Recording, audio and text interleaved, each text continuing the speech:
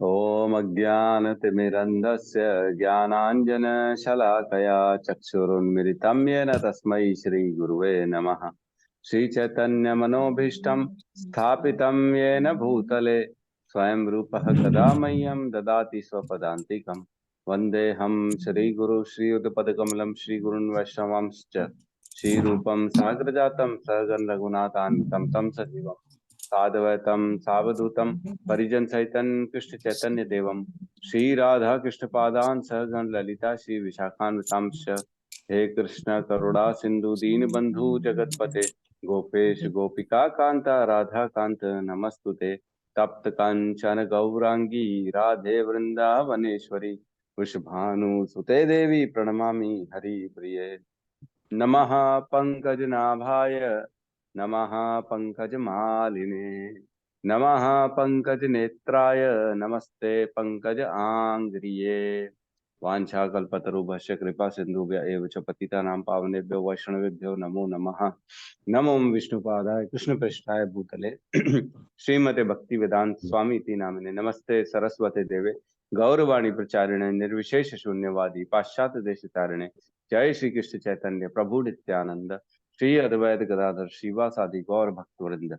हरे कृष्णा कृष्णा कृष्णा हरे हरे, हरे राम राम राम हरे हरे। हरे कृष्णा।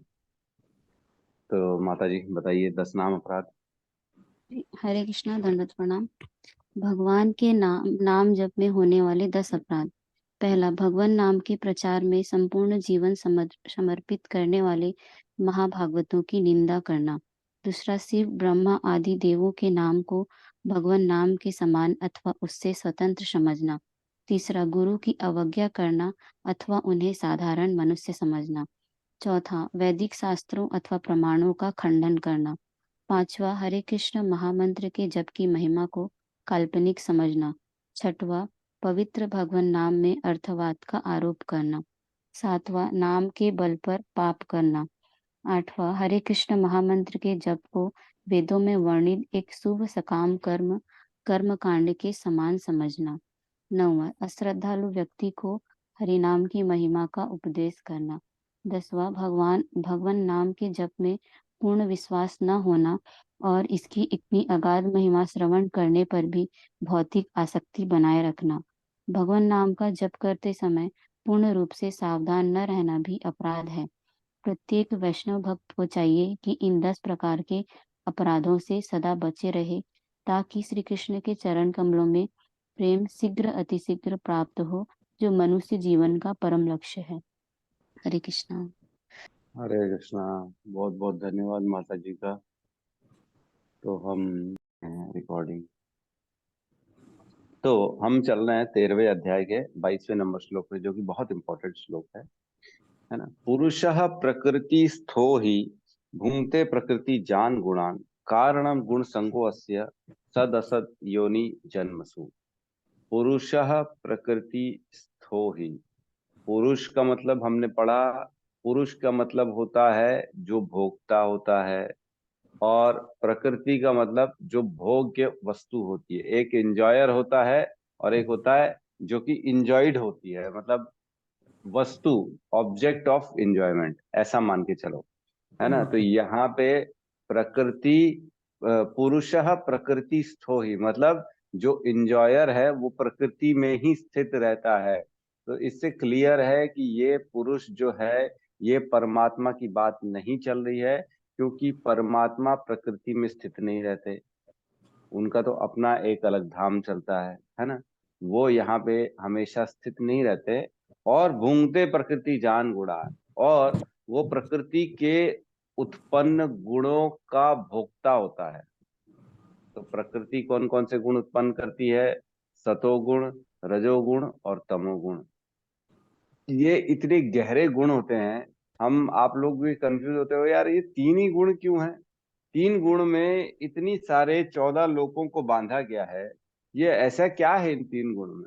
तो ये तीन गुण सिर्फ तीन गुण नहीं है, ये तीन गुण का तीनों में विभाजन होता है। जैसे सतोगुण में रजोगुण आ जाएगा, सतोगुण में तमोगुण आ जाएगा, रजोगुण में सतोगुण आ जाएगा, रजोगुण में तमोगुण हो जाएगा। मतलब एक प्रधान एक उसके अधीनस्थ, एक प्रधान एक अधीनस्थ, एक प्रधान एक अधीनस्थ, ऐसे करके ये तीन तीन के विभाजन होके 9 हो जाते, फिर उन 9 9 का विभाजन होके 81 हो जाते, फिर 81 का और विभाजन होके बढ़ते चले जाते। और सिर्फ ये ऐसा नहीं है कि पूर्ण रूप से कोई व्यक्ति अगर होगा तो सतोगुण में होगा, रजोगुण में होगा, ऐसा नहीं होगा। एक व्यक्ति इन गुणों में अलग अलग क्रियाओं में अलग अलग गुण में बंधता है ना। हो सकता है कोई आदमी को खाना खाने में रजोगुण हो, है ना, उसको रजोगुणी हो खाने में, उसको उसकी टेस्ट जो है रजोगुणी हो। और हो सकता है कोई आदमी उसकी टेस्ट तमोगुणी हो, उसको एकदम बासी पसंद है, नॉनवेज खाता है, दारू पीता है, तेज तीखा खाता है, फ्रेश फूड नहीं खाता है, पिज्जा खाएगा, रखा हुआ खाना खाएगा, चिप्स खाएगा खाली दिन रात, ये सारे तमोगुण हो गए। लेकिन ये भी हो सकता है कि वो सुबह उठता जल्दी हो, उठने में उसकी आदत जो है वो सतोगुणी है, लेकिन खाना खाने में उसकी आदत तमोगुणी है। तो एक व्यक्ति में आप सोचिए आपके अंदर कितनी सारी अंदर डिटेलिंग चले जाएंगे, तो कितने कितने हर एक्टिविटी में आपकी पसंद अलग अलग हो जाती है, और उसी के आधार पे हम जो है ना गुणों से बंध जाते हैं। तो एक छोटा सा एग्जांपल देके समझा रहा हूँ। जैसे मनुष्य है, वो फ्री है, उसको फ्री विल दी गई है, चॉइस का ऑप्शन दिया गया है। मनुष्य जो है अपनी हर स्थिति में चॉइस करता है कि मेरे को क्या करना है। लेकिन बाकी योनियों में कोई चॉइस नहीं होती है, उनको प्रकृति से बद्ध होके उनके द्वारा जो उनकी विधान बना गया सिर्फ उसी में ही काम करना पड़ता है और वैसे ही चलना पड़ता है। जैसे कि एक गाय कभी भी नॉनवेज नहीं खाएगी, एक शेर कभी भी घास नहीं खाएगा, मर जाएगा लेकिन घास नहीं खाएगा। एक गाय मर जाएगी लेकिन नॉनवेज नहीं खाएगी। समझ पा रहे हैं इसको? उसी प्रकार इंसान इंसान के पास फ्री विल है, वो चाहे तो नॉनवेज खाएगा, वो चाहे तो वेज खाएगा, वो चाहेगा तो जंगल में रहेगा, वो चाहेगा तो बंगले में रहेगा, वो चाहेगा तो पेड़ के नीचे रहेगा, चाहेगा तो मंदिर में रहेगा, चाहेगा तो अच्छा अच्छा वचन वचन बोलेगा, चाहेगा तो गंदा गंदा वचन बोलेगा। तो ये सारा कुछ जो है ना चॉइस है। और चॉइस कैसे बनती है? चॉइस बनती है जिस जिस गुण का संग करते हैं वैसा वैसा आपका चॉइस बनता है। ठीक है। तो हमने कल चर्चा की थी कितना बड़ा ब्रह्मांड है, इतने बड़े ब्रह्मांड में सिर्फ और सिर्फ जो है ना एक ही जो है लोक है, पृथ्वी लोक, जहाँ पे कर्म के बंधन बनते हैं, कर्म बनते हैं। बाकी सारे जो है लोकों में कोई कर्म का बंधन नहीं होता। और पृथ्वी में भी सिर्फ जो है मनुष्य योनियों में ही कर्म के बंधन बनते हैं, बाकी कोई योनि में कर्म का बंधन नहीं बनता है। और मनुष्य योनि में भी जो है 4 लाख प्रकार की मनुष्य योनि होती है, उसमें जो है ना सिर्फ और सिर्फ जो हम पृथ्वी पे हैं उनमें कर्म बनता है। बाकी सारा जो है ना ऊपर के लोकों में, नीचे के लोकों में जो असुर है, देवता है, इनमें कर्म नहीं है। क्यों? क्यों कर्म नहीं है? कर्म इसलिए नहीं है क्योंकि वहां का वातावरण ही अलग है ना। सुख इतना ज्यादा है स्वर्ग में, भोग इतना ज्यादा है कि इंसान जो है ना अपने दुखों को देख नहीं सकता, दूसरे की तकलीफ नहीं देख सकता, उसके पास कोई सैड न्यूज है ही नहीं। जैसे हम कहते हैं ना, जिसके जिसके जीवन में कभी दुख ही नहीं आया वो सुख को क्या जानेगा, जिसके जीवन में कभी सुख ही नहीं आया वो दुख को क्या जानेगा। तो इस तरह से जो जो है ही नहीं वहां पे, तो हम उसके बिना अपनी तकलीफ को देख नहीं सकते, इसलिए क्यों जाएंगे भगवान के पास? कोई कारण होना चाहिए ना भगवान के पास जाने का। सुख ही सुख है, जो इच्छा कर रहे हो सब मिल रहा है, हर चीज मिल रही है, तो क्यों भगवान के पास जाएगा, क्यों भक्ति करेगा, क्यों परिश्रम करेगा बाकी चीजों के लिए? वो भोगता ही भोगता चले जाता है, खाली भोगता भोगता पूरा समय निकल जाता है। और सोचो, भोग भोग में कई हजारों साल निकल जाते हैं, क्योंकि वहां की उम्र बहुत लंबी होती है। ठीक है। तो हमने कल पढ़ा 84 लाख योनियों में सिर्फ जो है मनुष्य योनि में ही ये सारा काम होता है, जो कि रेयर है। और सोचो, जो मनुष्य योनि में है और उसको भक्ति मिल जाए, मनुष्यानाम सहस्त्रेषु किश्चित यतति सिद्धये, यततामपि सिद्धानाम किश्चित वेति तत्वतः।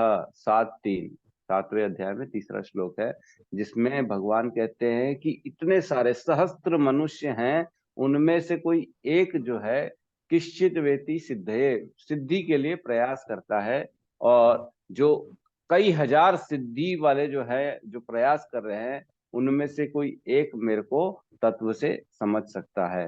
तो हम समझ सकते हैं कि कितने रेयर लोग हैं, रेयरेस्ट ऑफ द रेयर लोग जो होते हैं वो भगवान की भक्ति में लगते हैं, कृष्ण की भक्ति में लगते हैं, है ना। तो ये बहुत दुर्लभ है ना। एक श्लोक आता है, ब्रह्मांड भ्रमिते जीव, नहीं, ब्रह्मांड भ्रमिते कौन भाग्यवान जीव, गुरु कृष्ण कृपा पाए भक्ति लता बीज। ब्रह्मांड में भ्रमित कर रहे हैं, ऊपर से नीचे तक बस ट्रेवल ही ट्रेवल कर रहे हैं, ऊपर जा रहे हैं, कभी ब्रह्म लोक में, कभी नीचे जा रहे हैं, कभी स्वर्ग लोक में जन्म पा रहे हैं, कभी पितृलोक में रह रहे हैं, कभी भूत प्रेत की योनियों में रह रहे हैं, कभी चींटी मकोड़े बन रहे हैं, कभी पानी का जलचर बन रहे हैं, कभी हवा में उड़ने वाले चिड़िया और मोर बन रहे हैं, सब बन रहे हैं, सुअर बन रहे हैं, उसके बाद जो है असुर बन रहे हैं, है ना।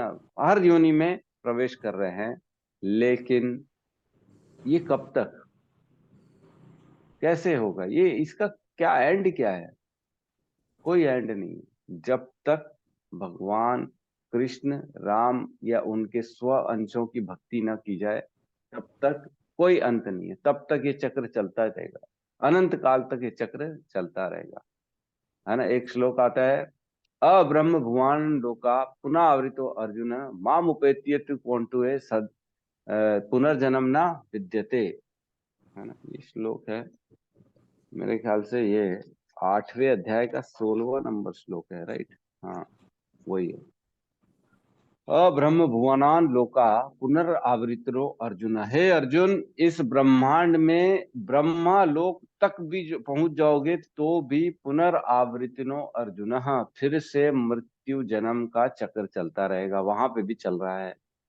माम उपेत्यति कुंतुए, मेरी अगर तुम उपासना करोगे, मेरी भक्ति में लगोगे, तो पुनर्जन्म ना विद्यते, उसका दोबारा जन्म नहीं होता, क्योंकि वो मेरे धाम को आता है ना।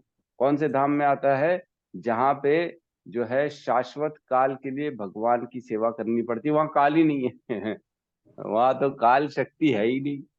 काल शक्ति तो इसी खाली भौतिक संसार में है, जहां हम काल को गणना करते, सूर्य उग रहा है, डूब रहा है, सुबह हो रही है, रात हो रही है, दिन निकल रहे हैं, साल निकल रहे हैं, ये सब यहाँ। वहां तो सूर्य नहीं है, चंद्रमा नहीं है वहां पे, न तद भास्यते सूर्यो न शशांको न पावकः यद गत्वा न निवर्तन्ते तद धामम परमम मम, वो मेरा परम धाम है। वहां पे न सूर्य है, न चंद्रमा है, न दिन है, न रात है, न काल शक्ति है, कुछ भी नहीं। कैसा होगा? चिंतामणि है वहां पे, सब भगवान की जो है ना सुरभि गाय है वहां, जो मंगोगे दे देगी, है ना। वहां पे सब कुछ जो है ना, कल्प वृक्ष है, वृक्ष से जो मांगोगे वो वृक्ष दे देगा वहां पे भी ना। लेकिन कहते हैं जो है एज इट इज है, जैसा ये धरती है ना वैसे ही है वहां पे भी, वो भी धाम वैसे ही है भगवान का, जैसे वृंदावन धाम है सेम वैसे ही है, बोलते हैं गोलोक वृंदावन धाम। भगवान वहां गैया चराते हैं, भगवान वहां पे, है ना, बाल सखा के साथ जो है ना मस्ती करते हैं, खेलते हैं, खाते हैं, पीते हैं, सेवा स्वीकार करते हैं। ऐसा है, सेम एज इट इज है जैसा यहाँ पे। तो वैसे वहां पे हमको भक्ति करनी, भगवान के साथ रह के आगे बढ़ना है भक्ति में। ठीक है, तो हम प्रवेश करते हैं इसके जो एक्सप्लेनेशन में। बहुत इंपॉर्टेंट श्लोक है ये। श्लोक हमको बताता है कि हमारे को क्या करना चाहिए, तो हम इस जन्म मृत्यु के चक्र से छुटकारा मिलेगा, और क्या कारण है जो हमारी उत्तम गति और अधम गति होती। उत्तम गति मतलब उत्तम योनियों की प्राप्ति, और अधम गति मतलब अधम योनियों की प्राप्ति। उत्तम योनियों की प्राप्ति मतलब ऊपर, मनुष्य से भी ऊपर की योनियां, जैसे कि देवलोक की योनियां हैं, ब्रह्मांड, ब्रह्मा जी के साथ रहने की जो है ना, ब्रह्म लोक में भी आपको योनि मिल सकती है। इस प्रकार की योनियां उत्तम योनियां हो गई। और नीचे की योनियां हो गई पशु पक्षी जलचर कीट पतंगे, ये सारी नीचे की योनियां हो गई। उत्तम योनियां, नीचे की योनियां, इन सब का कारण क्या है ये पढ़ते हैं, जो कि हमारे को समझना चाहिए, बहुत इंपॉर्टेंट है। तो मैं एक्सप्लेनेशन तात्पर्य से पहले दो श्लोक श्रीमद् भागवतम के बताना चाहूंगा। 3.27.3 और 4 है ना, इसको मैं पढ़ रहा हूँ। इसका थोड़ा सा एक्सप्लेनेशन समझना है अपने को। 3:27, 3 और 4, ये जो है ना भौतिक प्रकृति का ज्ञान है। इस अध्याय अध्याय 27 का शीर्षक, इसका टॉपिक है भौतिक प्रकृति का ज्ञान। इसमें स्वयं भगवान बता रहे हैं। ये श्लोक है 3:27.3 है ना, इसमें भगवान बता रहे हैं, अनुवाद पढ़ रहा हूं मैं। अतः बद्ध जीव भौतिक प्रकृति के गुणों के साथ अपनी संगति के कारण उच्चतर तथा निम्नतर विभिन्न योनियों में देहांतर करता रहता है।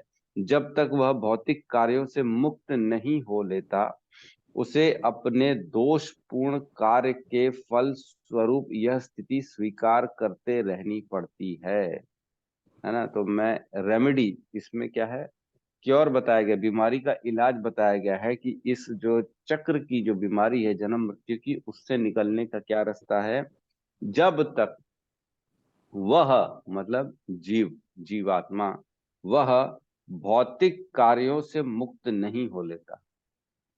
भौतिक कार्यों से मुक्त हो नहीं हो लेता मतलब मैं और अहम ममेति, मैं और मेरे के भाव से जब तक बाहर नहीं आ जाता, जब तक प्रकृति में प्रभुत्व जताने की इच्छा से खत्म नहीं हो जाता, जब तक अपने आप को शरीर मानता रहता है, तब तक भौतिक प्रकृति में रहता है। अपने आप को आत्मा नहीं मान लेता तब तक, जब तक वो इसी में सुख दुख में, यश अपयश, मान अपमान, हाव लाभ हानि, इन सब के ऊपर नहीं उठ जाता। सभी में वो परमात्मा का दर्शन नहीं कर लेता। जब तक सिर्फ अपना अपना सोचता रहेगा तब तक फंसा रहेगा, है ना। सब प्रभु के ऊपर छोड़ देगा कि सब कुछ तो प्रभु का है, हर चीज कृष्ण की है ना। जब तक वह भौतिक कार्यों से मुक्त नहीं होता, मतलब भाई मेरा बेटा बड़ा हो रहा है, उसके लिए मेरे को ये प्लानिंग करनी है, मेरे को ये प्लानिंग करनी है, मेरी शादी है, मेरे बच्चे हैं, मेरा पति है, मेरा माँ बाप है, मेरा किचन है, मेरी गाड़ी है, मेरा घोड़ा है, ये सब भौतिक कार्य हैं, है ना। इनसे मुक्त नहीं हो लेता, उसे अपने दोषपूर्ण कार्य, मतलब क्योंकि वो कार्य करेगा तो उसमें दोष निकलेंगे ही निकलेंगे, 100% निकलेंगे। क्योंकि आध्यात्म कार्य जो भगवान का कार्य होता है, सिर्फ वही अकर्म होता है, उसी में ही कर्म का बंधन नहीं लगता है। बाकी सारे कार्यों में विकर्म हो चाहे कर्म हो, उसमें कर्म का बंधन लगता ही है ना। भौतिक कार्य जो करेंगे, अपने लिए करेंगे, बच्चों के लिए करेंगे, घर परिवार के लिए करेंगे, माता पिता के लिए करेंगे, गाड़ी घोड़े के लिए करेंगे, अपनी इंद्रिय तृप्ति के लिए करेंगे, उन सारे कार्यों में कर्म का बंधन लगेगा ही लगेगा, जब तक वो सारे कर्म भगवान के लिए न किए जाएं, है ना। जब तक सारे कार्यों में कृष्ण को नहीं लाएंगे बीच में, तब तक सारे कार्य में बंधन लगता रहेगा, है ना। और जब तक बंधन लगेगा तो किसी में दोष भी निकलेगा कार्यों में। ऑब्वियसली आपने कुछ कमाया, कहीं से कुछ झूठ बोल के, या किसी से कुछ भी जैसे भी किया आपने, कहीं ना कुछ दोष निकलता ही है उस कार्य में। गलत होता ही है, कार्य क्रिया जो होती है ना, उसके every action is equal and opposite reaction. जो कार्य करेंगे उसका रिएक्शन भी होता ही है। तो दोषपूर्ण जो कार्य होते हैं, उसके फल स्वरूप यह स्थिति स्वीकार करनी पड़ती है। अगर किसी ने दोष किया, सपोज करो, जो है, हम जो है ना इच्छा करते हैं, मेरे बच्चे का बड़ा सपना है कि मैं बहुत बड़ी बिल्डिंग में जाऊं घूमने, सपोज करो पहाड़ों में जाऊं, है ना। इच्छा रहती है भाई मेरे बच्चों की खुशी के लिए, तो मैं अपने बच्चों की खुशी के लिए उनको घुमाने ले जाएंगे। उनकी इच्छा है कि बड़े पापा पहाड़ में चलते हैं, बहुत हमारी बचपन से इच्छा है, टीवी में देखा बड़े बड़े पहाड़, कश्मीर चलते हैं, कश्मीर जाएंगे। ये इच्छा बनी रहेगी, कश्मीर जाना है, कश्मीर जाना है, कश्मीर जाना है। कश्मीर जाने जाने के चक्कर में, इच्छा के चक्कर में, अगर किसी दिन मेरे प्राण छूट गए, शरीर छूट गया, तो क्या होगा, ये इच्छा रह जाएगी, दोष, ये दोष बन जाएगा। और इसी के कारण फिर जो है ना, इसी का इफेक्ट आ जाएगा अगले योनियों में। जो भी कार्य आपका रहता है, इच्छा रहती है उसके साथ जुड़ी हुई, वही इच्छा आपको अगली योनि तक लेके जाती है ना। चिड़िया बना दिया जाएगा, जाओ भाई उड़ते रहो पहाड़ों में, है तो जो भी योनि अगली मिलेगी, इंसान को, जीवात्मा को उसी योनि के अंतर्गत, उसी के लिमिटेड जो योनियों में जो लिमिटेशंस होती हैं, उसी के अनुसार उसको कार्यरत होना पड़ेगा, है ना। तो फिर ऐसा नहीं हो सकेगा कि फिर वो चल सके, दौड़ सके। चिड़िया बन गया तो अब उसको उड़ना ही पड़ेगा, है ना। और वो ऐसा नहीं हो सकेगा बंगला बना के घर में रह लेगा, उसको घोंसले में ही रहना पड़ेगा।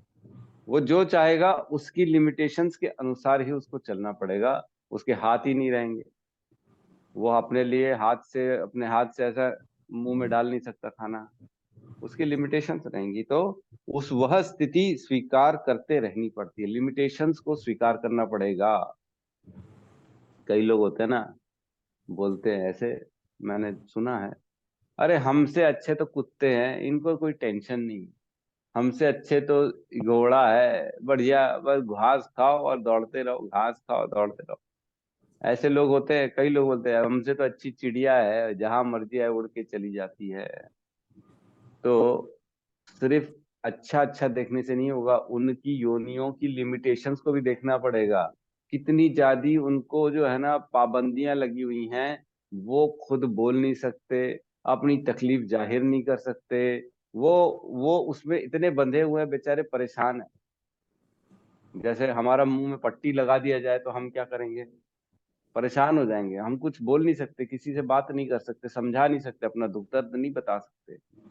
तो वो लिमिटेशंस उसके साथ आ जाती हैं। ठीक है। नेक्स्ट लोग जो है ना, चौथा नंबर, उसमें कहते हैं वास्तव में जीवात्मा इस भौतिक अस्तित्व से परे है ना, किंतु भौतिक प्रकृति पर अधिकार जताने की अपनी मनोवृत्ति के कारण उसे भौतिक संसार चक्र की स्थिति कभी रुकती नहीं है। मतलब भौतिक प्रकृति पे अधिकार जताने की मनोवृत्ति, जो इच्छा रहती है कि मैं ये पालूं।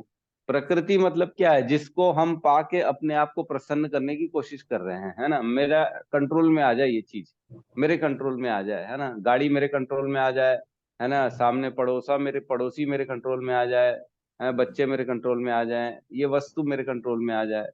वही बात हो रही है कि वो मनोवृत्ति जब तक रहती है, तब तक भौतिक संसार की चक्र की स्थिति कभी नहीं रुकती है ना। और आगे क्या करें? सभी प्रकार की अलाभप्रद स्थितियों से प्रभावित होता है। अलाभप्रद, है ना। अलाभप्रद मतलब जिससे कोई लाभ नहीं होता, ऐसी स्थितियों में प्रवृत्त होता है ना। जिस प्रकार की स्वप्न में होता है, जैसे कि सपने में होता है। सपने में अगर हम बादशाह बन जाते हैं, बड़े प्रसन्न होते हैं, बादशाह बन गया, मेरे हजारों लाखों करोड़ों नौकर हैं। आंख खुलेगी तो क्या होगा? वहीं का वहीं, है ना, 4 फुट के जो है ना बेड में पड़ा हुआ, बिस्तर में पड़ा हुआ। वैसे ही एक दिन ये पूरा जीवन निकल जाएगा। और जब जीवन निकल जाएगा, जब प्राण के निकलने वाली शैया पे लेटे रहेंगे, तब ये पूरा जीवन स्वप्ने की तरह लगेगा, है ना। ये स्वप्न था, जो जो मैंने जीवन भर किया, ये स्वप्न के अनुसार ही लगेगा, इससे ज्यादा कुछ नहीं लगने वाला। और अगले जीवन में, अगले योनि में जाएंगे, देहांतरण हो जाएगा, तब तो ये स्वप्न भी भूल जाएंगे। तो क्या गया हमारे साथ, है ना। देहिनो अस्मिन यथा देहे कौमरम यौवनम जरा तथा देहांतर प्राप्ति धीरस तत्रेना मुह्यति। मतलब ये तो प्रोसेस है। कौमरम यौवनम जरा, एक के बाद एक, जब बचपन में छोटा होगा, फिर जवानी आएगी, बड़ा होगा, बुढ़ापा आएगा, और उसके बाद आत्मा दूसरे शरीर में प्रवेश कर जाएगी। तथा देहांतर प्राप्ति, नया देह की प्राप्ति हो जाएगी। और उसके बाद धीरस तत्रेना मोहियति, तो धीरवान जो ज्ञानवान आदमी है, वो इन सब चीजों में मोहित नहीं होता कि मेरा अपना चला गया, हाय हाय मेरा ये चला गया, मेरा चाचा मर गया, मेरा ये मर गया, वो मर गया। ये इसमें कभी वो मोहित नहीं होता, इसमें कभी भी वो दुख प्रकट नहीं करता। दुख तो होता है, अपने के जाने का दुख होता है, लेकिन उसमें दुखी नहीं होता, है ना। क्योंकि मालूम है ये तो प्रोसेस है, इसमें सबको जाना है। और इसके बाद तो उसको नया शरीर मिल चुका है। क्योंकि देही जो होता है ना, कभी भी बिना शरीर के जीवात्मा नहीं रहता है ना। कौन सा श्लोक है? देहि अस्मिन देहि नित्यो अवध्यो अयम देहे सर्वस्य भारतः तस्मात् सर्वाणि भूतानि न त्वं शोचितुम अर्हसि, है ना। देहि नित्यो अवध्यो अयम, देहि जीवात्मा जो है वो नित्य है, अवध्य है, उसकी कभी भी मृत्यु नहीं होती है ना। देहे सर्वस्य भारत, वो हमेशा रहती है, ऐसा कभी काल नहीं है कि वो नहीं रही हो, है ना। आगे कहते हैं तस्मात् सर्वाणि भूतानि, सभी शरीरों के अंदर वो विद्यमान है। तस्मात् सर्वाणि भूतानि, सारे शरीरों के अंदर वो विद्यमान है। न तुम शोचित तुम रसी, इसमें किस बात का शोक करते हुए है अर्जुन? तो हमें इससे ऊपर उठना चाहिए, अपनों से, परायों से, हितैषियों से, द्वेषियों से, ये सब की भावना खत्म करनी चाहिए। इसमें रहेंगे तो जन्म जन्म मृत्यु के चक्र में फंसे रह जाएंगे, फिर निकल नहीं पाएंगे। ये ही सबसे बड़ा प्रॉब्लम है कि जन्म मृत्यु का चक्र, ये बहुत बड़ा प्रॉब्लम है। और ये समझने की शक्ति सिर्फ और सिर्फ मनुष्य योनि में है, और निकलने की शक्ति भी सिर्फ और सिर्फ मनुष्य योनि में है। बाकी योनियों में निकलना नहीं है, क्योंकि मनुष्य योनि ही जंक्शन कहलाती है। एक चौक है जहां से 8-10 रास्ते निकल रहे हैं, एक जंक्शन है जहां से ट्रेन आप बदल के कोई दूसरा रूट भी ले सकते हो, वो है मनुष्य योनि। मतलब इस जन्म मृत्यु से निकला जा सकता है। चाहो तो आप सीधा नीचे की योनियों में चले जाओ, चाहे कोई और योनि में चले जाओ, मनुष्य योनि के बाद आपके पास पूरा का पूरा अधिकार रहता है कि मैं कौन सी योनि में जाऊं, कितने काल के लिए जाऊं, कहाँ पे क्या भोगूं, नीचे जाऊं, ऊपर जाऊं, इधर जाऊं, दाएं जाऊं, बाएं जाऊं, कहाँ जाऊं, हर चीज का चॉइस हमको मनुष्य योनि में रहता है। लेकिन कुत्ते की योनि में कोई चॉइस नहीं रहेगा। कुत्ते के बाद जो क्रम वाइज हमको सीरियल वाइज अगली योनि मिलेगी वही मिलेगी, है ना। जो कहते हैं सबसे नीचे जो होता है ना, वो होता है वृक्ष, पौधे। सबसे पहली जो सबसे नीचे की योनि होती है, वो 84 लाख में जीवात्मा को सबसे पहले जिसमें डाला जाता है, वो जो है ना वनस्पतियां, वृक्ष, पौधे, ये होती है। जो ये कितनी होती है? 9 लाख ये हो गई, और ये 20 लाख हो गई। 20 लाख योनियां जो होती है ना, पेड़ पौधे वाली होती है। इन 20 लाख योनियों में एक एक एक एक एक एक एक एक करके उसमें उसकी ग्रोथ होगी। एक छोटा सा घास बनेगा, मर जाएगा। फिर कुछ और बनेगा, छोटा सा तिनका बनेगा, मर जाएगा। फिर एक छोटा सा पेड़ बनेगा, पौधा बनेगा, मर जाएगा। फिर पेड़ बनेगा, फिर मर जाएगा। फिर ये होगा, फिर वो होगा। ऐसे करके जाके वो 20 लाख योनियों को क्रॉस करेगा। अब आप ही सोच लो कितने साल तक वो रहेगा। हम रहेंगे, वो नहीं, हम रहेंगे वहां पे। उसके बाद जाके 9 लक्ष जल जा 9 लक्षाणी, उसके बाद 9 लाख आती है बारी पानी में रहने वाले, उनकी बारी आती है। वो भी फिर हमको क्रॉस करना पड़ेगा। 9 लाख योनियों में हमको फिर जो है रहना पड़ेगा। किशोर प्रभु ने कोई फाइल डाल दी है, क्या डाली है? ये डाउनलोड ही हो रही है। 84 लाख योनियों के प्रकार डाली है ना प्रभु ने, आप सब देख सकते हैं। तो उसके बाद 9 लाख होती है जल में रहने वाली। उसके बाद हल्की सी चेतना बढ़ती है, क्योंकि सबसे, देखो, सबसे कम चेतना हो गई पेड़ पौधों में, उससे हल्की सी बढ़ के चेतना मिली पानी में रहने वाले की, उससे हल्की सी बढ़ के चेतना मिलेगी रेंगने वालों में, है ना। जो कीट पतंगे होते हैं वो उनमें जाना पड़ेगा। फिर उसके बाद पक्षी में जाना पड़ेगा। पक्षी के बाद जाके पशुओं में जाना पड़ेगा। फिर कुत्ते बिल्ली की बारी आती है, चूहे मेंढक की बारी आती है, जो 4 पैर वाले होते हैं, जो कि 30 लाख होते हैं। और उसके बाद जाके मनुष्य योनि में धीरे धीरे धीरे धीरे धीरे ग्रेजुअली एक एक एक एक एक एक करके प्रमोशन होगा। जैसे फर्स्ट पास होगा तो सेकंड में एडमिशन मिलेगा बच्चों का, सेकंड पास होगा तो थर्ड में होगा, फिर फोर्थ में, फिफ्थ में, ऐसे ग्रेजुअल जाके 12वीं कॉलेज, फिर जो है डॉक्टर, पीजीडी, पीजी जो भी करना वो सब करेगा। उसी प्रकार हर योनि में एक एक एक एक एक एक जीवन जीते जीते हमारे को आखिरी में मनुष्य योनि की प्राप्ति होती है। तो कितनी रेयर हो गई। और वो भी पूरी योनि अगर मनुष्य की योनि क्रॉस हो जाती है तो वो एक सपने की भांति लगती है। वही लिखा है यहाँ पे कि बद्ध अवस्था में स्वप्न के समान हो जाता है पूरा संसार। अब मैं आपको एक और चीज समझाता हूँ जो कि थोड़ी सी टिपिकल है, जो मेरे को भी कल ही समझ में आई है है ना, कल ही मैं समझ रहा था। तो भगवान क्या करते हैं मालूम है आपको? आपकी इच्छाओं के कारण आपको अविद्या शक्ति से ढका जाता है ना। मैंने इच्छा की कि मैं एक बहुत ही सुंदर और बढ़िया एकदम डोले शोले वाला पुरुष बनूं। मैं एकदम पोस्टर लगा के रखा था हमेशा और एक्सरसाइज करता रहता था, पूरा जीवन मैंने उसी में निकाल दिया। एकदम डोले वोले वाला अर्नोल्ड वर्नोल्ड टाइप का फोटो लगा दिया।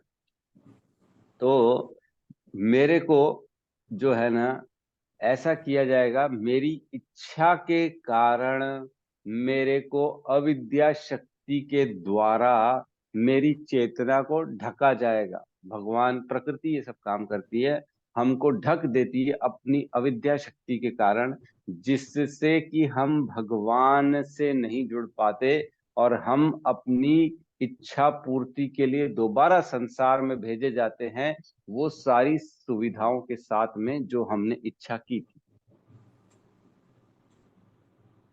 इसमें कोई किसी को समझ में आ रहा है? जैसे मैंने इच्छा की बॉडी बिल्डर बनने की, तो नेक्स्ट योनि जो रहेगी मेरी, उसके लिए प्रकृति मुझे ऐसे घर में भेजेगी जहाँ पे सारी सुविधाएं हो जाएं, और मैं वहां एकदम बचपन से ही अपने पिताजी होंगे जो बचपन से जिम जाएंगे, खिलाएंगे, अंडे मछली खिलाएंगे और ये कराएंगे, ताकि मेरी वो इच्छा पूरी हो जाए। किसी की इच्छा है कि मैं जो है ना मिस वर्ल्ड का कंपटीशन जीतूं, तो उसकी इच्छा पूर्ति के लिए पहले देखा जाएगा क्या उसके पास इतने पुण्य हैं। अगर उसके इतने पुण्य होंगे तो उस आत्मा को ऐसे घर में भेजा जाएगा जहां उसको इसकी व्यवस्था की जाए कि वो ये हो सके। तो कर्मों के आधार पे और इच्छा के आधार पे ये जजमेंट होता है कि क्या इसको अगली योनि कौन सी देनी है। अगर हमारे पास उतने पैसे हैं तभी हम रेस्टोरेंट में बैठ के खाना खाने योग्य हैं, ऑर्डर देने के लिए योग्य हैं, है ना। अगर पैसे नहीं हैं तो हम रेस्टोरेंट में बैठ के अपना ऑर्डर नहीं कर सकते, हमको नहीं खाना पड़ेगा, हमको फिर डस्टबिन में या किसी से भीख मांग के खाना पड़ेगा। तो अगर तो हमारे पास पुण्य है तो हमारे लिए प्रकृति सब काम करेगी, अगर तो पुण्य नहीं है तो फिर नीचे चले जाओ बाकी योनियों में, है ना, फिर कुछ नहीं हो सकता तुम्हारा। ये है परिस्थिति कि इंसान की अगली आगे पीछे की योनियां कैसे होती हैं। तो हम थोड़ा सा पहले प्रवेश करते हैं 14वें अध्याय में, जिसमें गुणों का वर्णन है। 14.67 के आसपास में तीनों गुणों का वर्णन है, क्या होते हैं ये गुण, है ना।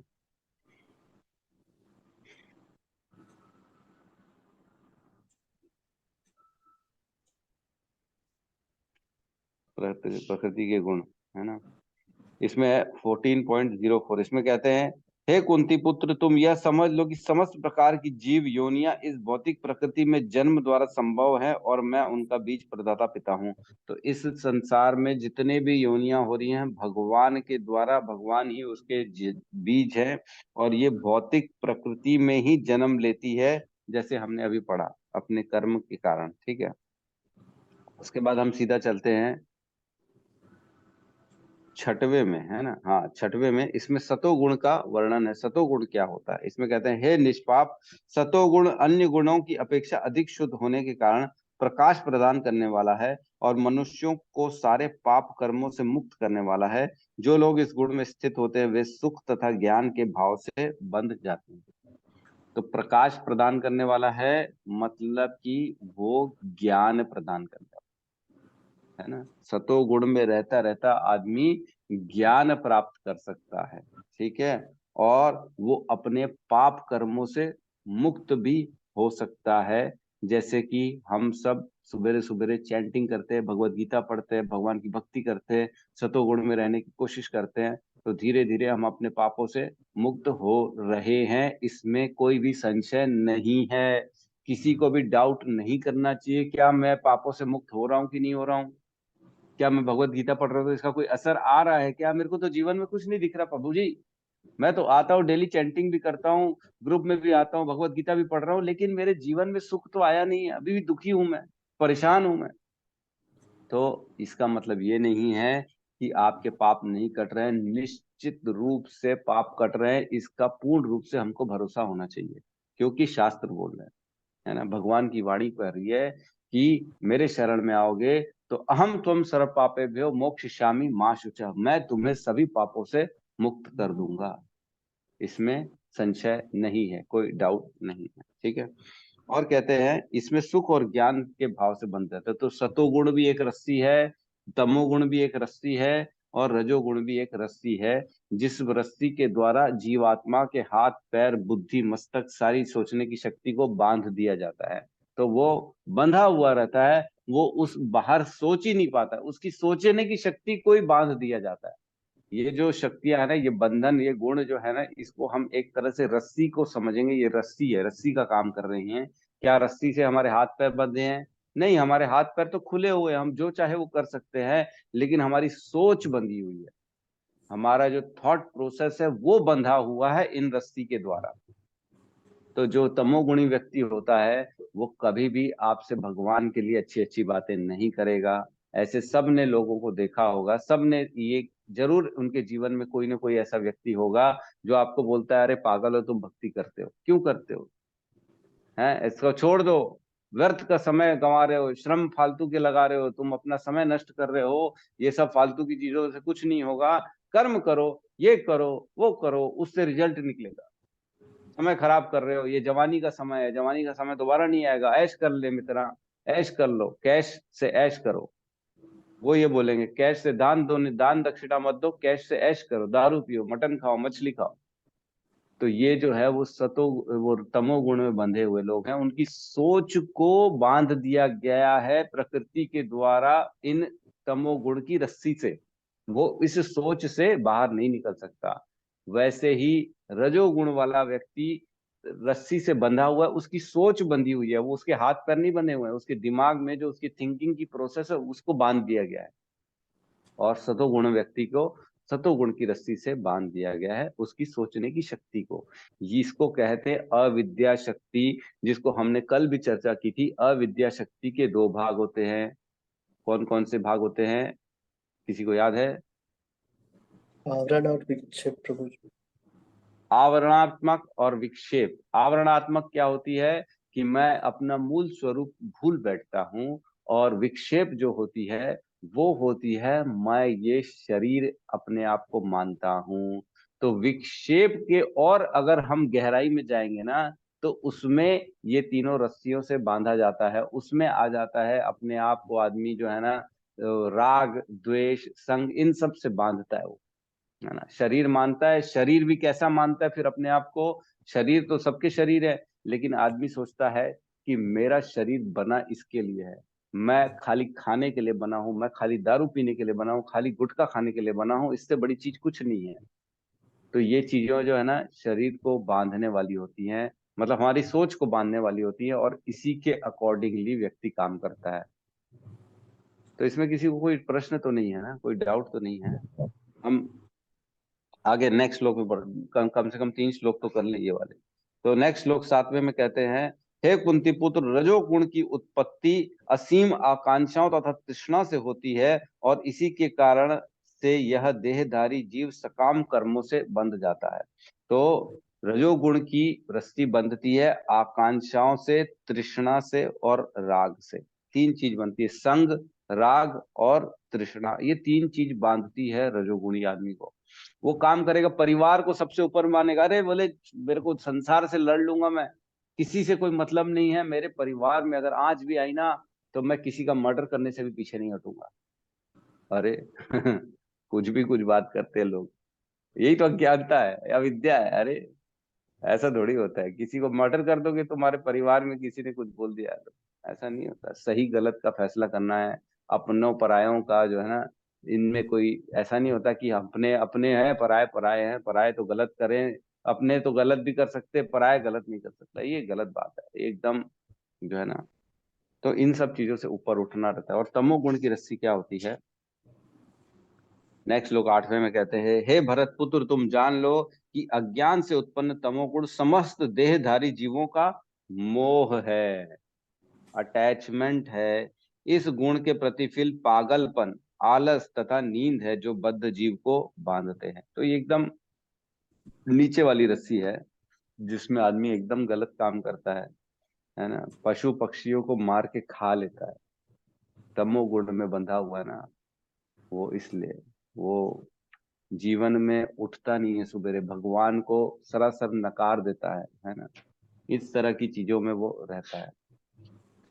ठीक है, तो हम यहाँ पे क्लास को क्लोज करते हैं। तात्पर्य में तो प्रवेश हुआ नहीं आज, कल करेंगे तात्पर्य में प्रवेश। किसी का कोई प्रश्न है तो हम ले सकते हैं। अनिल प्रभु का भी कल एक कोई प्रश्न था। यस।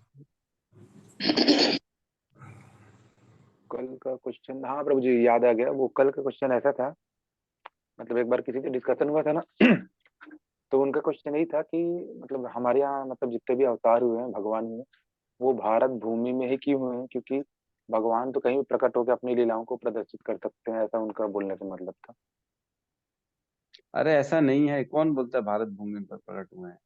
भारत भूमि में सर्वाधिक लीलाएं हुई हैं, लेकिन पहले पूरा का पूरा भारतवर्ष जो था ना, पृथ्वी था पूरा भारत। ठीक है, भारत पूरा पृथ्वी था। आज भी देखेंगे तो चाइना में है कैलाश मानसरोवर, यहाँ इंडिया में नहीं है कैलाश मानसरोवर। नेपाल में पशुपतिनाथ का टेम्पल है। पाकिस्तान जो है वो तो पहले हिंदुस्तान ही था, वहां पे भी जो है ना नरसिंह का, जो है नरसिंह भगवान का जहाँ से प्रकट हुए थे, खंबा से कहते वहां से प्रकट हुए थे। तो ऐसे ठीक है, भारत भूमि में सबसे ज्यादा लीलाएं भगवान की हुई हैं, क्योंकि ये गढ़ था साधुओं का, ऋषियों का, और ये जो था ना तपोस्थली थी, तपोस्थली, तपस्या करने की स्थलियां यही थी। तो ठीक है, बाकी इसमें और क्या डिस्कशन करना है, ऐसा तो कुछ नहीं है। जी प्रभु। ठीक है, सावित्री माता जी कुछ कहना चाहती? जी प्रभु जी, धन्यवाद, दंडवत प्रणाम। हाँ प्रभु जी, मैं बोल रही थी कर्म भूमि यही है, इसके अलावा जो 14 लोग है उसमें मनुष्य नहीं है, मतलब यहीं पर ही आते हैं क्या? और लोगों में भी तो होंगे ना? देखिए, मैं इसमें ना अब थोड़ा सा हल्का सा गहराई में बात करता हूँ। 14 लोकों में भी मनुष्य योनियां होती हैं, लेकिन वहां पे कर्म होता नहीं है, क्योंकि या तो वहां पे अत्यधिक सुख है या तो अत्यधिक दुख है ना। कर्म बनता नहीं है, क्योंकि जब सुखी रहोगे तो फिर आदमी क्या करेगा, खाली सुख को भोग भोगेगा। जो स्वर्ग है ना वो भोग योनि है, देवताओं के बीच में रह के खाली आपने जो सुख कमाया है, जो पुण्य पाप अर्जित किए, उसी के द्वारा आप भोग कर सकते हो, और कुछ नहीं कर सकते हो वहां पे। और नीचे की योनियों में इतना दुख है, परेशानी है कि खाली दुखों से निवारण की ही सोचता रहता है इंसान। और कुछ कुछ जो है ना, मतलब इन द सेंस, कर्म इन द सेंस, आप वहां पे विवेकवान होके ये सोच नहीं सकते हो कि सही क्या है गलत क्या है।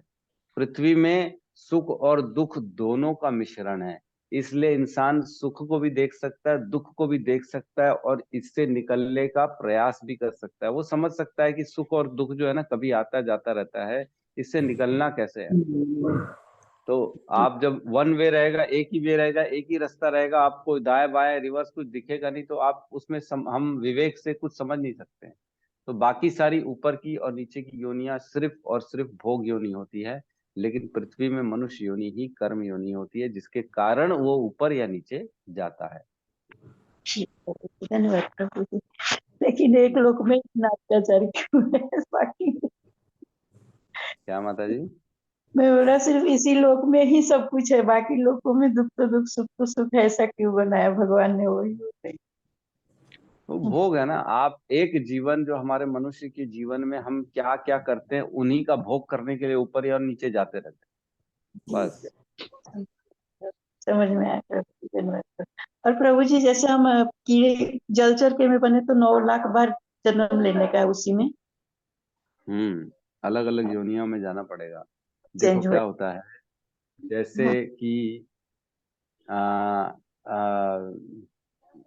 एग्जाम्पल देता हूँ। जैसे एक शर्ट की सिलाई करनी है टेलर को, ठीक है, तो जी वो क्या करेगा, सब उसकी एक सीक्वेंस बनी रहती है। पहले कपड़ा काटेगा, उसमें आस्तीन काटेगा, फिर उसका कॉलर काटेगा, फिर एक बनेगा, फिर दूसरा बनेगा, फिर तीसरा बनेगा, लास्ट में सबको जोड़ दिया जाएगा। ठीक है, ये सीक्वेंस होता है। तो जैसे बनते बनते बनते आखिरी में मनुष्य योनि जैसे कंप्लीट बन गई शर्ट, उसमें जी पता पड़ा कि कुछ कॉलर में मिस्टेक आ गई है ना। तो जी उसको क्या किया जाएगा, उसको वापस कॉलर तक डाला जाएगा। उसके पीछे की तो सारी चीजें उसकी कंप्लीट है, इसलिए अब उसको कॉलर वाली जगह डालेगा और फिर वहां से आगे दोबारा निकाला जाएगा मनुष्य योनि तक, वापस फाइनल प्रोडक्ट बनाया जाएगा। जैसे कि कार बनती है, एक स्कूटर बनती है, उसमें एक ना हम देखते हैं एक वो रहती है कंप्लीट एक सीक्वेंस, एक एक एक एक के पार्ट जुड़ता चला जाता है। लेकिन आखिरी में अगर इंस्पेक्शन में पता पड़ा कि इसका हॉर्न काम नहीं कर रहा, इसका एक्सीलेटर काम नहीं कर रहा, तो खाली उसमें वापस एक्सीलेटर में भेजा जाएगा, उसके बाद और आगे की चीजें उसमें फाइनल होंगी। उसी प्रकार अगर मनुष्य योनि में रहते हमने कुछ गंदे काम कर दिए, सपोज करो बहुत ज्यादा नहीं, थोड़े से गंदे काम किए, तो हमको थोड़ी सी ही पीछे जाना पड़ेगा पशु योनियों में, और फिर पशु योनियों से फिर प्रोग्रेस होते होते मनुष्य तक आना पड़ेगा। लेकिन एकदम ही गंदा काम किया, पूरा जीवन गंदा काम किया, तो सीधा जीरो से स्टार्ट करना पड़ेगा, 84 लाख योनियां क्रॉस करके फिर मनुष्य योनि में आना पड़ेगा। लेकिन थोड़े से गंदे काम किए तो 2-5 लाख योनियां क्रॉस करके फिर हम मनुष्य योनि में आ सकते हैं। जी। धन्यवाद प्रभु जी, आपको बहुत, भगवान का बहुत कठिन नियम है। इंसान का तो कुछ भी नहीं है प्रभु जी। हाँ, यस यस, धन्यवाद। सत्यम प्रभु कहिए, कुछ कहना चाहते हैं? हरे कृष्ण प्रभु जी, धन्यवाद प्रणाम।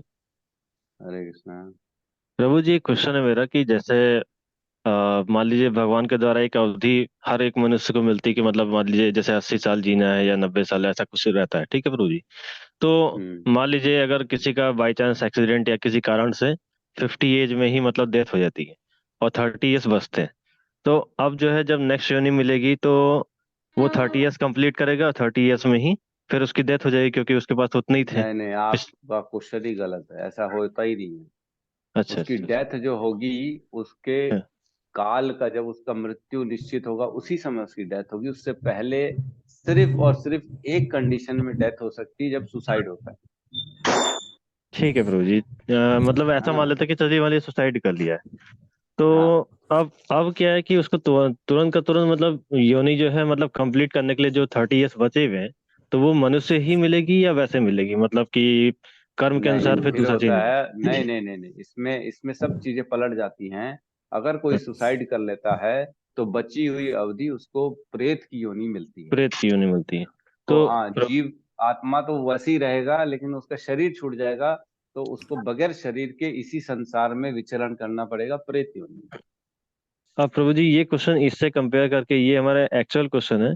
मान लीजिए जैसे मच्छर या कीड़े मकोड़े जो भी है, जो कभी कभी हम लोग गलती से मार देते हैं, तो अब उसका मान लीजिए अगर 5 ईयर की अवधि है और वो 2.5 साल में ही मतलब उसकी मृत्यु हो जाती है, तब वो जो बचे हुए 2.5 साल है वो कैसे होता होगा प्रभु जी इन लोगों का? उसको दोबारा उसी योनि में फिर से जन्म मिलेगा, फिर 2.5 साल की दोबारा आयु मिलेगी, फिर वो 2.5 साल जिएगा, फिर उसके बाद उसका नया शरीर मिलेगा। अच्छा अच्छा, मतलब वही क्योंकि मच्छर की ही, मच्छर कीड़े मकोड़े जो भी जिस हाँ, योनि में। अच्छा। आपने जैसे किसी कीड़े को मार दिया, उसकी मच्छर की अवधि 5 दिन की, आपने 2 दिन में उसको मार दिया, 3 दिन उसके शेष बचे हुए हैं, तो एक तो आपने उसके क्रमिक विकास में अवरोध डाल दिया।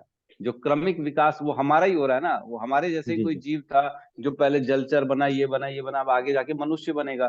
तो हमने क्या जी। किया, उसके ग्रोथ पे, उसके वृद्धि पे अवरोध डाल दिया। हमने अपना हाथ डाल के, अपनी फ्री विल डाल के, हमने अपनी इच्छा के द्वारा फ्री विल के उसको अवरोध कर दिया, तो इसका पाप हमको लगेगा एक तो, और जी। दोबारा उस बेचारे को दोबारा से फिर उसी योनि में जन्म लेना पड़ेगा और उतनी अवधि आगे निकालनी पड़ेगी। जैसे ही वो मतलब 3 दिन का कंप्लीट हो जाएगा तब जाके नेक्स्ट योनि में जाएगा, ऐसा करेगा? हाँ, फिर उसके बाद नेक्स्ट योनि में। ठीक है प्रभु जी, धन्यवाद प्रभु जी। ठीक है, जी जी, धन्यवाद। धन्यवाद प्रभु जी। ठीक है, ठीक है, तो यहाँ पे हम क्लोज करते हैं। किसी का कोई प्रश्न नहीं है, कल कोशिश करेंगे इसको कंप्लीट करने की, इसको श्लोक को। और भी आप पढ़िए, समझिए, ये इसकी बारीकियों को समझिए, जहां से भी जो भी क्वेश्चन डाउट्स है निकाल के लाइए, फिर चर्चा करेंगे हम दोबारा इस पे। यस गौतम प्रभु कहिए। प्रभु जी क्वेश्चन तो है, वो कल पूछूंगा, बट ऐसा लगता है प्रभु जी हमको ना भगवत गीता ना पीछे जाके पढ़नी चाहिए। प्रभु जी ने भगवद गीता क्या बोल रहे हैं प्रभु जी? हाँ, जैसे अभी सत्यम प्रभु जी ने पूछे, तो हम लोग पिछले जो क्लास हुए थे पिछले अध्याय में हम पढ़ चुके हैं, तो शायद कहीं ना कहीं हमको पीछे पढ़ना ही चाहिए, मतलब उस चीज को। हाँ, रिवीजन रिवीजन तो जरूरी है। हाँ। ठीक है, कल क्वेश्चन पूछिएगा। यस राहुल प्रभु क्या कह रहे हैं? अरे प्रणाम प्रभु जी। जो मनुष्य योनि के जो 4 लाख योनि है, उस पे सिर्फ हम जैसे जैसे व्यक्ति हैं उन्हीं के ही कर्म बंधन लगेगा क्या? और 3,99,900 जो रहेंगे वो उनको कर्म बंधन नहीं लगेगा? देखो देखो, हमारी जो 4 लाख योनियों में से मनुष्य योनि है ना, इसमें चेतना के आधार पे योनियों को काउंट किया जाता है। 4 लाख योनियों में मनुष्य योनि आप हो, और एक और आदिवासी जैसे योनि होती है ना, जो जंगल में रहती है बगैर कपड़े, क्या बोलते हैं उसको अपन? नहीं है। क्या बोलते हैं उसको? आदिवासी। और भी बोलते हैं ना, जो जंगल में ही रहते हैं बगैर कपड़े के, पता नहीं क्या भील क्या। और कुछ बोलते हैं क्या? ठीक है चलो। अबूझमाड़ बोलते हैं तो जो भी है, आप समझ रहे हैं मैं आदि क्या मानव बोलना प्रभु जी, चाह रहा हूँ। आदि मानव बोलते हैं, आदि मानव। नहीं, आदि मानव तो मतलब एक मानव जो बहुत पहले रहते थे, हिंदू आदि बोलते मानव तो ये हैं। हो गया। तो मुझे भील भील तो नहीं बोलते, भील लोग, भील निषाद। भील निषाद तो जाति हो गई है। अच्छा अच्छा। वो जैसे आज वलकल की डेट वस्त्र में हम वस्त्र बोलते हैं क्या प्रभु जी? वलकल वस्त्र। बूझमाड़ वलकल बोलते हैं, बूझमाड़। ठीक है, अब आप समझ गए मैं क्या बोलना चाह रहा हूँ। तो जी वो जो है ना, वो भी एक मनुष्य योनि अलग अलग कहलाएगी ना। उसकी चेतना एकदम लो में रखी गई है, मनुष्य में रहते हुए भी उसकी चेतना लो है। तो वो एक और योनि हो गई, मनुष्य की दूसरी योनि हो गई, उसमें भी कर्म का बंधन लगेगा। फिर तीसरी योनि एक और हो गई जो अधिक चेतना वाली है। अमेरिका में साइंटिस्ट बैठा हुआ है और आपकी कोई तुलना नहीं है चेतना में, हमारी और उनकी चेतना में लेवल का फर्क है। तो वो एक अलग लेवल हो गई चेतना की। तो इस प्रकार अलग अलग मनुष्य में ही प्रकार पाए जाते हैं उनकी चेतना के आधार पे। इस प्रकार 4 लाख योनियां होती हैं। और इसी में देवता योनि भी आती है, भूत प्रेत योनियां भी आती है, ब्रह्म राक्षस भी आएगी, गंधर्व भी आएगी, किन्नर भी आएगी, असुर भी आएगी, और नीचे के लोकों में जो रहते हैं उनकी भी आएगी। तो ये सब मिला के महर्षि भी आएगी, तप लोक वाले ऋषि जो तपस्या करे जा रहे हैं जो इतने लंबे समय से, वो भी मनुष्य योनि में आएंगे। ब्रह्मा जी भी मनुष्य योनि में एक योनि है। तो ये अलग अलग चेतनाओं के आधार पे 4 लाख योनियां होती है। ठीक प्रभु है। जी, मतलब सब कर्म के बंधन में सब लगेंगे फिर? नहीं, सब पे नहीं, ऊपर के लोगों पे नहीं है ना। मतलब जो है ना, देवताओं में कर्म का बंधन नहीं है, क्योंकि वो कर्म के आधार पे उनको देवता बनाया गया है। जो हमने मनुष्य योनि में रहते रहते कर्म किया है, उसी के आधार पे वो वाले लोक में जाके फिर हम सिर्फ भोग भोगेंगे। बाकी कर्म, हमारे कर्म का बंधन है वो सिर्फ और सिर्फ मनुष्य योनि में जो पृथ्वी में रह रहे हैं उनके ऊपर है। जी जी जी प्रभु जी, समझ हम्म, गया। ठीक है। जी जी प्रभु जी। तो हम यहाँ पे क्लास को क्लोज करते हैं। सब मिलके हरे कृष्ण महामंत्र का जाप कर ले। हरे कृष्णा हरे हरे कृष्णा कृष्णा हरे हरे कृष्णा कृष्णा कृष्ण कृष्णा हरे कृष्णा हरे हरे हरे हरे हरे हरे हरे राम हरे हरे राम राम राम राम राम हरे राम हरे। हरे हरे। सभी भक्तजन भक्त की वृंद भक्तवृंद की की जय। जय। जय। जगत गुरु जगत गुरु शील शिल श्री प्रभुपाद की प्रभुपाद प्रभुपाद की की जय। जय। हरि हरि बोल। हरि हरि बोल। हरे हरि बोल। हरी हरी हरे बोल। हरि बोल। हरि हरि बोल। बोल। हरे हरि हरी बोल। बोल। हरि हरि।